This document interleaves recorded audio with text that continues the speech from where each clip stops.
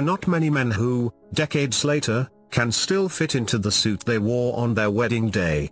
But it's a measure of Prince Philip's pride in his appearance, born of his naval training, and remarkable vitality that he can.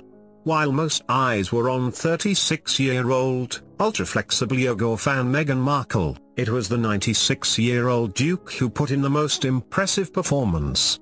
The longest-serving royal consort in British history, 70 years of marriage to the Queen, may have retired from official duties in the autumn, but he remains a key presence by Her Majesty's side for occasions such as the church at Sandringham Christmas, Remembrance Sunday commemorations and trooping the colour. On Christmas Eve morning, wearing his trademark overcoat, he was one of the first into St Mary Magdalene Church for the carol concert. Up with the lark, he was there again at 8 AM yesterday for the Holy Communion service. Eschewing the chauffeur-driven car used by his wife, Philip was back for the 11 AM service with more than 20 other members of the royal family. He chatted with members of the public and made them laugh, when he spotted mother of two Heather Hudgens holding her 3-month-old daughter Abby. Making a joke about the child's decorative green bow, he quipped, "Is it a baby? I thought it was a bunch of flowers." Not that it was all about the Duke.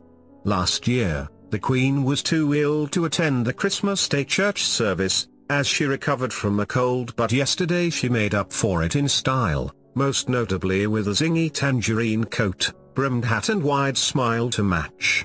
While they have a combined age of 187, the Queen and the Duke of Edinburgh have never shied away from work. Despite his advanced age, Philip retired from public life only earlier this year. He performed 110 days of public engagements last year. The Queen, who has handed over some of her duties to other members of the royal family, carried out 80 days. In fact, the Queen referenced the Duke's work in her Christmas broadcast, as she added a personal note of love and gratitude to the man she emotionally described on their 50th wedding anniversary, as her strength and stay. She said, "Even Prince Philip has decided it's time to slow down a little, having, as he economically put it, done his bit. But I know his support and unique sense of humor will remain strong, as ever, as we enjoy spending Christmas with our family, and look forward to welcoming new members into it next year."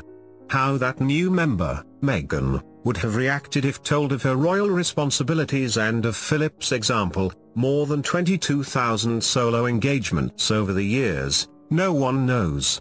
But it is an impossible record to beat. His legacy is immense. Last year, the Duke of Edinburgh's award scheme, which he conceived, celebrated its 60th anniversary.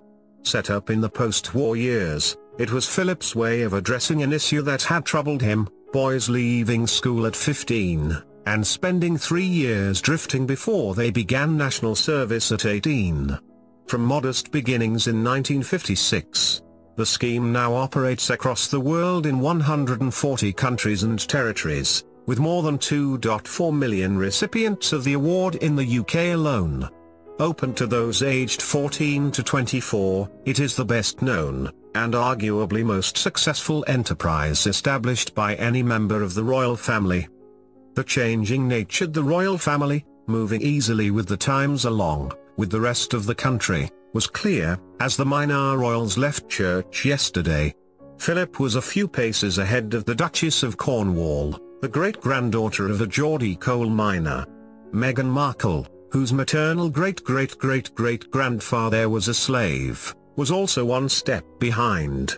Few would have thought when Philip married the Queen in a rare burst of post-war excitement and extravagance that they would go on to preside over such an extraordinary period of social change. Just before they married, Philip told his bride's mother, "The only thing in the world that is absolutely real to me is to weld the two of us into a new combined existence that will not only be able to withstand the shocks directed at us but will also have a positive existence for the good." For 70 years, and still counting, he's held true to his word.